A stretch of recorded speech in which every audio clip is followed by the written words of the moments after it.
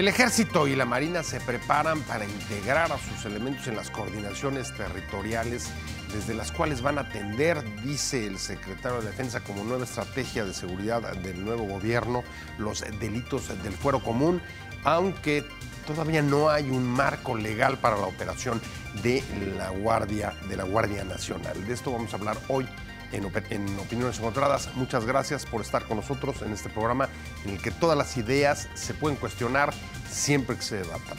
¿Cómo va la inseguridad en estas primeras semanas del gobierno de López Obrador, en el que se anuncian estas medidas, a pesar de que lo que ha sucedido en estos días ha sido más bien un incremento de los índices respecto de la última semana del gobierno anterior?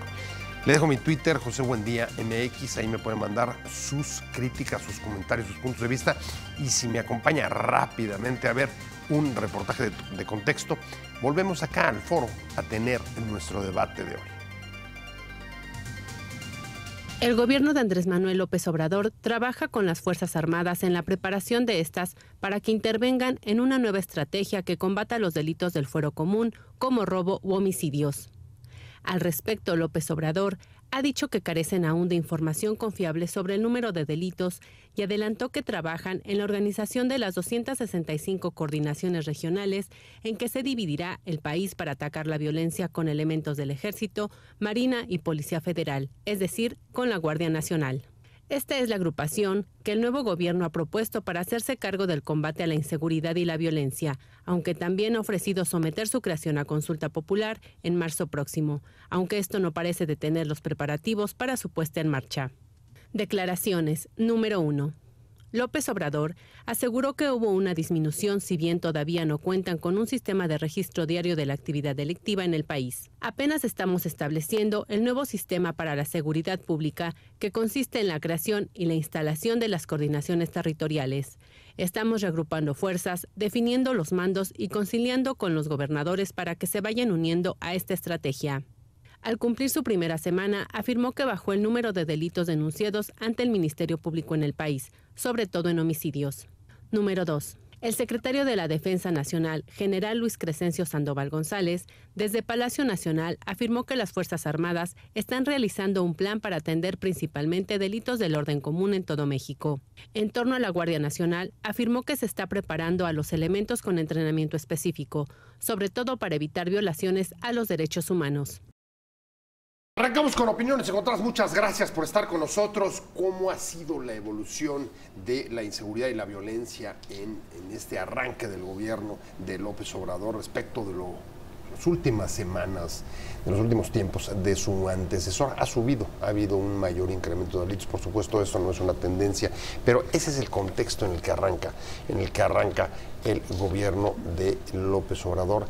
Y sobre el particular, ha dicho, no tiene todavía mecanismos para medir el comportamiento de los delitos. Vamos a entrarle a este tema, y sobre todo este tema en el marco del plan de seguridad, cuyas acciones ya comienzan a prepararse, y me imagino que próximamente los vamos a ver ponerse en práctica, como la creación de las coordinaciones territoriales en las que se integrarán militares del Ejército y de la Marina. Javier Oliva, especialista en seguridad nacional, un placer tenerte aquí, como siempre. Gracias, Pepe Alberto. Me da mucho gusto estar aquí con tu auditorio y con el equipo en el estudio. No, un placer de verdad tenerte. Y Alejandro Ope, como siempre, experto en seguridad, gracias, Pepe, amigo de este programa, y también un placer tenerte. Muchas gracias, un placer siempre estar aquí. Ya que lo presentaste, también me da gusto estar con Alejandro. ¿Te da gusto estar con Alejandro? A pesar de las discrepancias profundas. Tremendas que tenemos. Hoy salió el secretario de la Defensa a decir que están preparándose, el Ejército está trabajando, dijo, para integrar a personal del Ejército y de la Marina en las coordinaciones territoriales en que se dividirá el país. 256 creo que son, 266 ¿no? Es el número que han dado, iniciando con 150. Sí, sin marco legal de la Guardia Nacional. Así es, no se ha aprobado la reforma constitucional que se está proponiendo. Son 13 artículos de la Constitución lo que se tendría que modificar. Está en duda si se van a alcanzar los números para la reforma constitucional. y hay resistencia incluso dentro del propio Morena. Hoy hubo en la Cámara de Diputados un foro donde varios diputados de Morena expresaron sus reservas al respecto, entonces no está del todo claro que vayan a poder aprobar esto. Ahora, si no lo aprueban, yo creo que esto va a empezar a operar medio de facto. Un poco como ha sido la guerra contra el narco. Un poco, digamos, y ubicando elementos de policía federal en las batallones de policía militar o de la mano de los batallones de policía militar y policía naval para firmar las puestas a disposición. ¿Pero eso como se ve? ¿Un poco encubierto? Pues déjame ponértelo así, pasar... déjame ponerte una de dos, o haces pasar todo por flagrancia, o tienes a un policía que sí puede firmar una puesta a disposición ante el Ministerio Público. Yo creo que intentarán lo segundo, probablemente harán las dos. La idea es tener allí a los policías pues para hacer este tipo de labores formales. No sé con qué tanto agrado lo hagan, ¿no? Que acaben firmando algo que ellos no hicieron.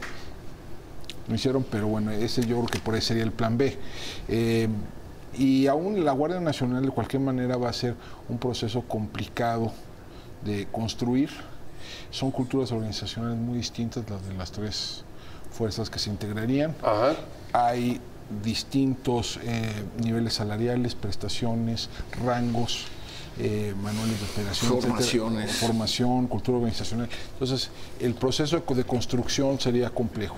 La operación en las coordinaciones yo creo que no va a ser de inicio muy distinto de lo que venía funcionando en los grupos de coordinación local. Digo, habrá diferencias en espacios específicos, pero ya dependerán más de las personalidades involucradas, ¿no? Hay una diferencia notable, la has tocado en casi toda tu intervención, Alejandro, voy contigo, Javier, y es atender denuncias de delitos del fuero común, que eso no lo venían haciendo hasta ahora en el despliegue territorial. Sí, lo hacen. Intervenir en denuncias de homicidios, secuestros. En la práctica, sí. En la práctica, por supuesto. Incluso sin marco legal tampoco. Sin marco legal. O sea, no hay ninguna atribución, para meterse a funcionar como MPs. Pero el tema es lo que bien comentaba Alejandro, el tema es el de la flagrancia. Es decir, cuando en una operación interviene personal militar y tiene un enfrentamiento o reciben una denuncia de un secuestro, entonces, y en el momento de actuar, usualmente van acompañados por policías locales, ¿no? En ocasiones, cuando lo amerita, incluso con personal de la Comisión de Derechos Humanos. Una figura original se llamaban las BOM, que quieren decir bases de operaciones mixtas. Que eran bases movibles, ¿no? En donde intervenían personal de distintas instituciones civiles y militares. Lo que pasa es que ante la pendiente que hemos estado viviendo en los últimos años, así es, y 2018, los últimos dos, ¿no? De 17 y 18. 2018 va a cerrar como el año más violento de los últimos 20, al menos desde que se toman las mediciones. Entonces esto evidentemente está requiriendo una respuesta incremental, sobre todo porque, y lo he tenido la oportunidad de comentarlo aquí en tu programa, Pepe, el tema de los primeros 100 días, ¿no? Que es una marca convencional que la creó John F. Kennedy en su momento y que se quedó como un hábito, ¿no? Digámoslo así. A ver, ¿qué va a pasar en los primeros 100 días en materia de seguridad, de educación, de economía, etcétera? Pero particularmente el tema que estamos tratando en este programa, ¿cómo van a estar en los primeros 100 días los aspectos en general de los indicadores de inseguridad? Entonces, ahí me parece que es muy alta la expectativa. O sea, a ver, urgencia de reducir los niveles en estos primeros 100 días. Sin duda alguna, ¿no? Y entonces ahí... Pero en términos mediáticos o en términos de imagen. No, porque entonces sería el mismo error del gobierno de Peña Nieto, en donde creían que tienes un enfermo de cáncer en la casa, entonces no hablemos de cáncer, con eso no se cura. Por ahí va mi pregunta. Lo que tienes que hacer es concientizar justamente en el entorno de lo que está ocurriendo precisamente.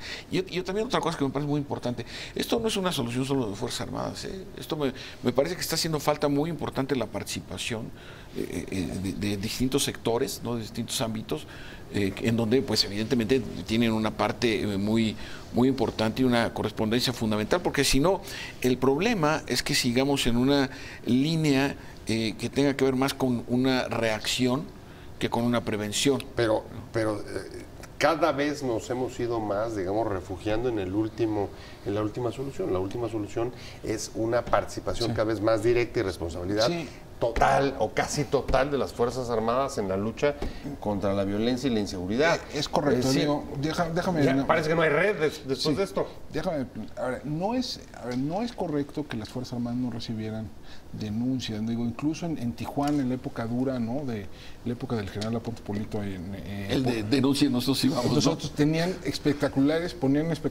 Sí, claro. en Tijuana, donde decía, denuncia, nosotros íbamos. Denuncien, nosotros sí íbamos. vamos. O sea, es que, ahí acláranos, porque yo tengo una duda. A ver, los militares participan en operativos, pero además podrían recurrir a una denuncia de un delito del fuero común, aunque fueran acompañados de la policía. Bueno, Sí. a ver, reciben una es- denuncia, porque sí. van con la policía. Lo que pasa es que necesitan, déjame, en principio tendrían que ir con policía porque ellos no pueden poner a disposición a un detenido. Del MP, así es. O sea, del MP es algo que sea flagrancia. Así es. ¿no? Pero la flagrancia sería un operativo. Pero digamos, muchas veces inventaban la flagrancia, vamos a ponerlo así. ¿no? O sea, decían, bueno, o sea, y caían en una casa de seguridad y decían, ¿qué creen? Pues nos dispararon de fuera, entonces fue flagrancia. Sí, sí, ¿no? sí. Y ¿Cómo se mide la fragancia? No hay manera. No, sí. No, sí hay un procedimiento sí, de Ajá. peritaje, ¿no? Digamos, forense, en donde pues se establece quién comienza la agresión. Y la otra pues eran las bombs y eran este tipo de mecanismos donde iban con MPs o iban con policía, etcétera, donde iban con alguien que sí podía poner a disposición. ¿no? Esto se ha puesto particularmente complicado ahora en el nuevo sistema de justicia penal. O sea, ahora el problema es que tienen que, o sea, la dificultad es la siguiente, es decir, alguien detienen a una persona, lo llevan ante el MP y a la hora que quieren judicializar el caso, que quieren, digamos, dictarle prisión preventiva, Vincularlo ¿no? a proceso. Vincular a proceso esta persona, pues el que lo detuvo tiene que declarar, ¿no? Claro. O sea, y va a declarar, digamos, el soldado, Claro, o ha habido teniente o quien haya estado Escucha, detrás del. esto es importante que lo sepa el auditorio. Por eso, por supuesto. Con cierta frecuencia, los elementos militares, como por procedimiento, tienen que regresar al Ministerio Público a refrendar la acusación. Varios de ellos han muerto después de que lo hacen, los esperan los delincuentes. De allí que se haya tomado la medida que cada vez que un elemento militar tiene que regresar a ratificar la denuncia, vaya acompañado, vaya acompañado por personal militar armado. Entonces, el nivel de la gravedad y la fragilidad del sistema penal acusatorio, que me parece que es verdaderamente un colapso, ¿no? De acuerdo a los resultados que estamos teniendo, y necesita un fortalecimiento o una readecuación, eso es fundamental, Pepe, porque además hay una cosa que quiero ser muy claro, no hay vuelta para atrás. Es decir, no vamos a regresar a que esta soflama de que los militares regresen a los cuarteles. Quienes dicen eso es que no han estudiado el tema. Nunca han estado en sus cuarteles. Eso desapareció. Nunca. Pues por eso. ¿Tú coincides? Por eso. ¿Se acabó? ¿Es irreversible esto? Véalo a nivel mundial. Bueno, Estados Unidos no envió soldados a la frontera con México. Es una buena polémica porque es contra el discurso de los últimos 10 años. Estados Unidos envió soldados a la frontera con México para temas migratorios. Sí,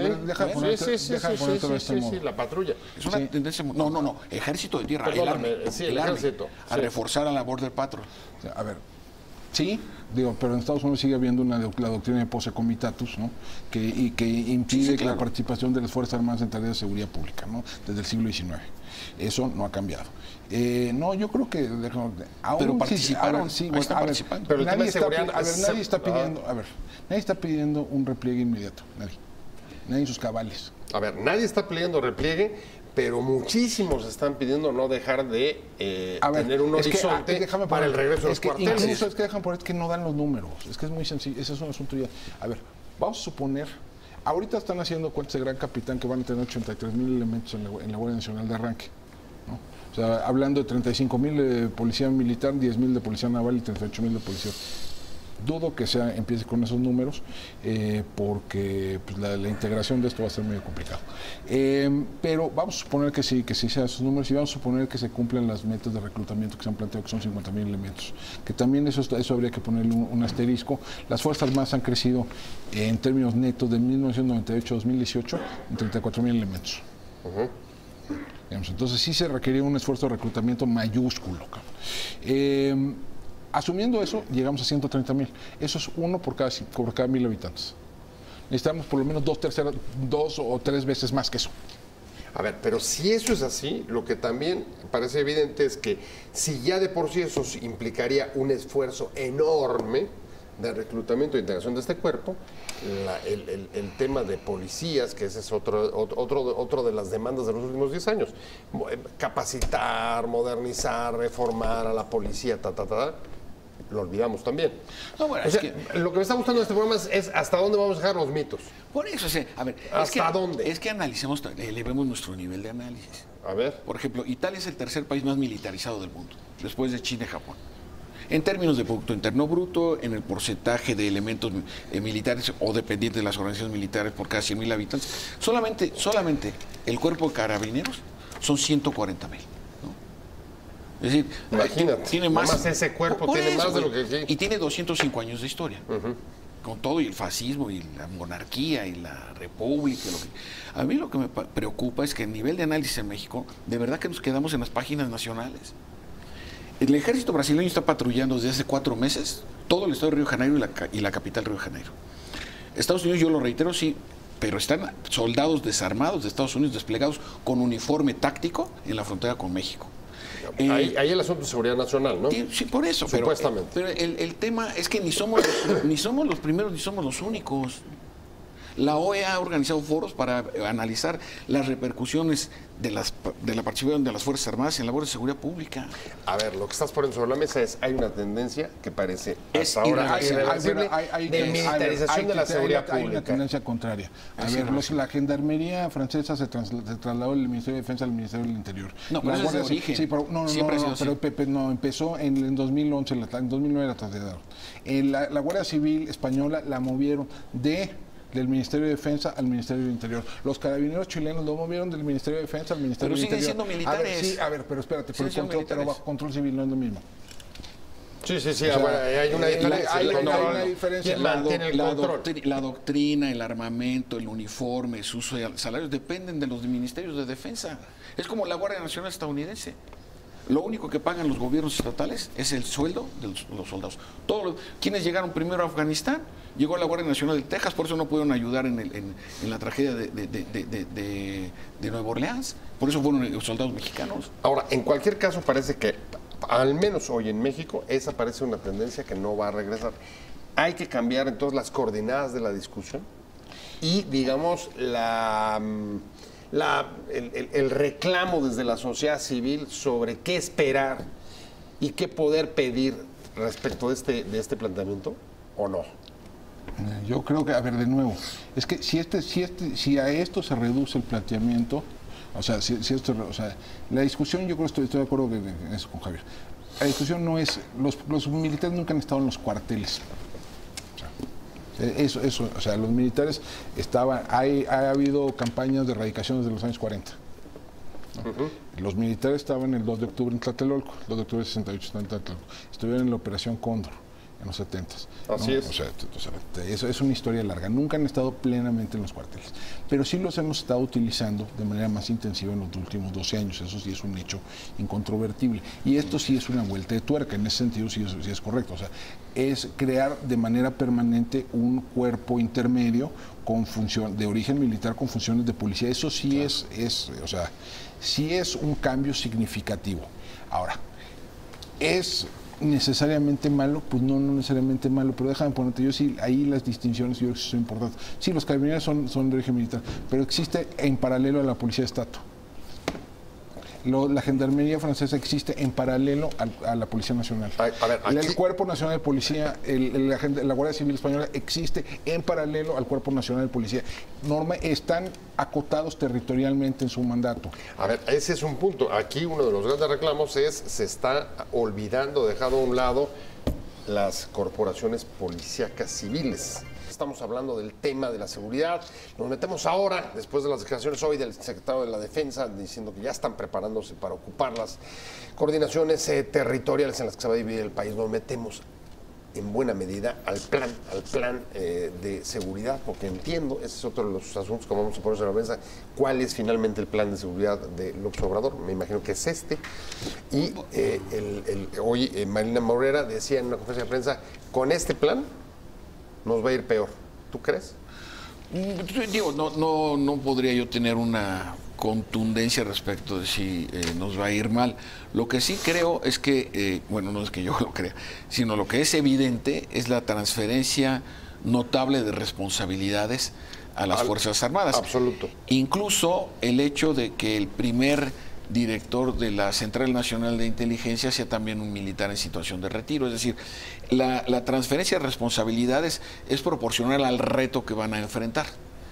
Entonces, por ejemplo, un tema que me parece clave es cómo los van a tratar presupuestalmente. Es decir, no les pueden dar tanta responsabilidad, tantas tareas con una reducción del presupuesto, por ejemplo, ¿no? Eso me parece una absoluta... ¿Qué más eso hay que decirlo? El presupuesto para la defensa ha sido pequeño en este país. Sí, México es históricamente el país que peor trata a sus Fuerzas Armadas en términos del Producto Interno Bruto en todo el continente americano. Solo le ganamos a Guatemala, no a Haití. O sea, francamente, ahí es cuando dicen, no, es que está militarizado México, ni en Producto Interno Bruto. Esto también es una postura propagandística, ¿no? Más del lugar común. ¿Cómo lo ves? ¿Estás de acuerdo? Pero déjame terminar nada más con el tema de la transferencia de las responsabilidades a las Fuerzas Armadas. Sí pienso que es un desafío muy importante, pero afortunadamente, como la tendencia histórica es que las cosas que se les encargan en términos generales, las hacen bien.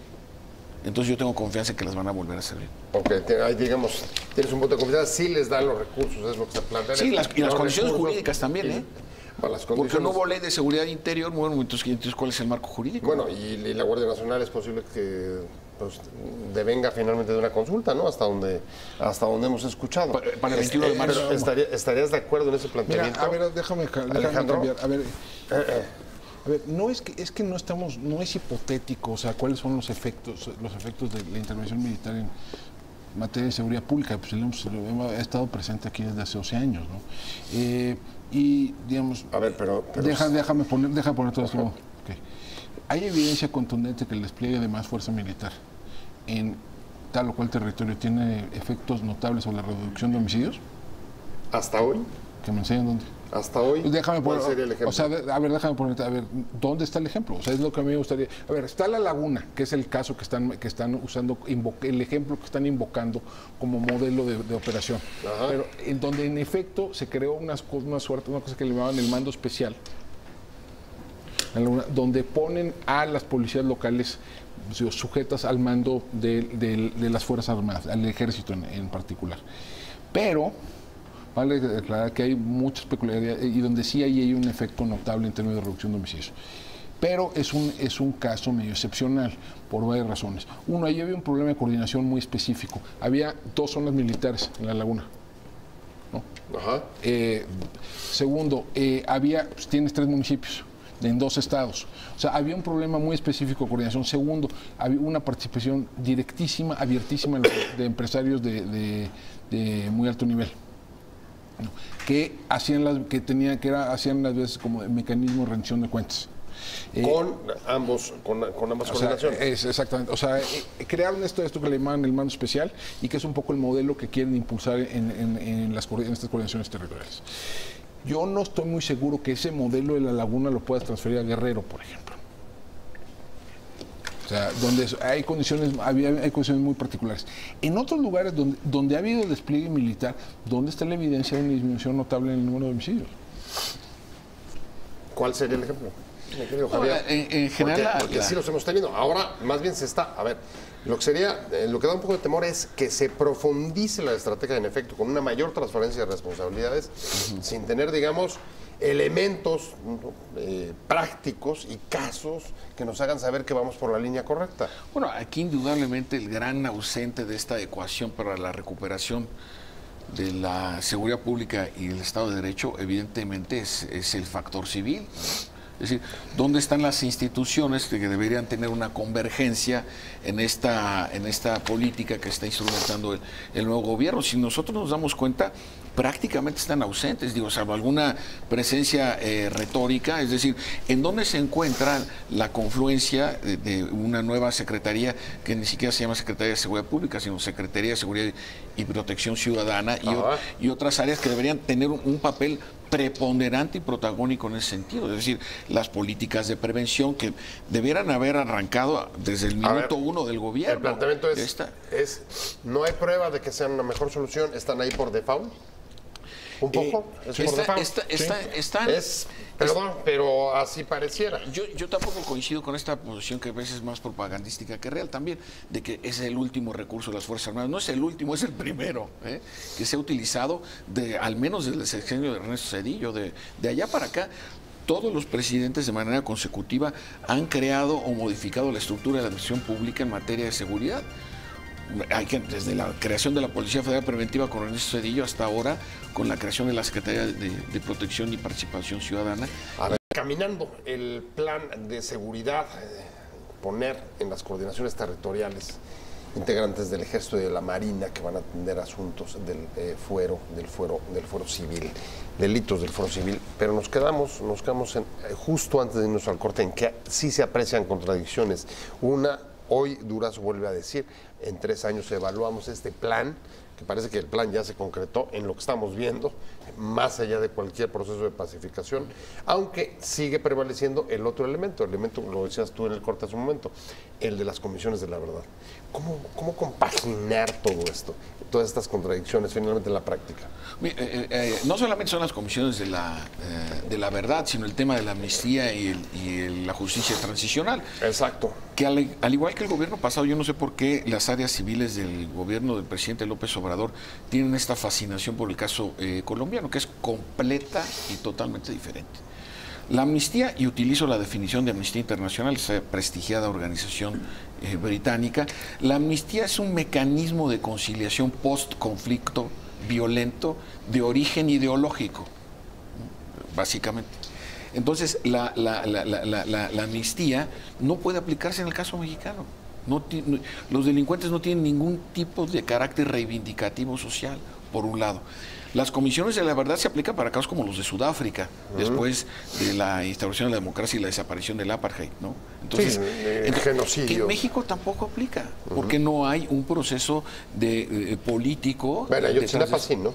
En Ayotzinapa no, ¿cuál es el ingrediente ideológico? Crimen de lesa humanidad. No amnistía, sino crimen de lesa humanidad. Pero ¿quién lo demostró? Desaparición de 43 estudiantes. Bueno, en ese caso tendría, ahí hay un claro componente delictivo. No estoy diciendo que estuvieran involucrados los muchachos, desde luego que no, pero hubo una variable. En ese sentido tendría que investigarse desde otra perspectiva, pero no de una comisión de la verdad. Ahora, en cualquier caso vas a tener en las coordinaciones al Ejército y la Marina, y por otro lado, el gobierno bajo un equipo de investigación por todo el país buscando desaparecidos. Explícame eso. A ver, eso lo que pasa es que yo creo que sí va a generar una tensión muy importante al interior del propio gobierno. El caso de la Comisión de la Verdad de Ayotzinapa, que se anunció la semana pasada, pues tarde o temprano van a topar en sus indagatorias con lo que hizo o no hizo el Ejército de la Noche Iguala. Pues así una de las líneas que han venido empujando los padres de los desaparecidos, lo que han venido empujando los abogados, los del Chachinoy, los del PRO, etcétera. El batallón. Es la participación o no del batallón 27, ¿no? Del batallón 27 en Iguala. En Iguala, ¿no? Entonces eso, y han pedido entrar al cuartel y cosas por el estilo. Es decir, eso va a entrar en tensión, esta decisión del gobierno de empoderar a esta Comisión de la Verdad, va a entrar en tensión con la decisión tal vez mucho más significativa de empoderar a las Fuerzas Armadas en su papel de combate. Bueno, hay una contradicción, otra la platicábamos también hace rato. La profundización de la estrategia de militarización, digamos, de la seguridad pública va también a modificar las estrategias seguramente de la sociedad civil que viene, digamos, con un discurso y una estrategia de incidencia, pero que no está claro si va a seguir igual. Bueno, ahí sí me parece que las condiciones que está enfrentando la sociedad mexicana en este contexto, si bien se pueden parecer a una tendencia, a una inercia, las relaciones con un nuevo gobierno con tan altas expectativas, sí me parece que las exigencias en materia de seguridad sí van a ser serias, van a ser muy importantes. Es decir, la observación de los índices delictivos y la capacidad de operación. Pero yo insisto aquí que la responsabilidad final es del mando civil, porque aquí hay un comandante supremo de las Fuerzas Armadas que... Bueno, ese tema queda para... Ese tema queda para el próximo Game, voy a tener que ir, pero No, ese no, es el ahora punto. me aguantas. Transferencia de responsabilidades, pero finalmente ¿Quién los toma la civiles, decisión? finalmente los civiles son los que van a cargar aquí con el éxito o el fracaso. Por supuesto, o sea, tiene que ser así. El último responsable es el presidente de la República. El presidente de la República es el que va a cargar el costo de lo que haga. Y al fin y al cabo, su decisión, la decisión de usar las Fuerzas Armadas en estas tareas, pues es suya. Bueno, ya me voy. Muchas gracias, Alejandro Ope. Muchas gracias, especialista en asuntos de seguridad. Muchas gracias, Javier. Gracias, Alex. Muchas gracias a los dos. Nos vemos mañana. Gracias sobre todo a usted por haber estado con nosotros en Opiniones Encontradas. Nos vemos.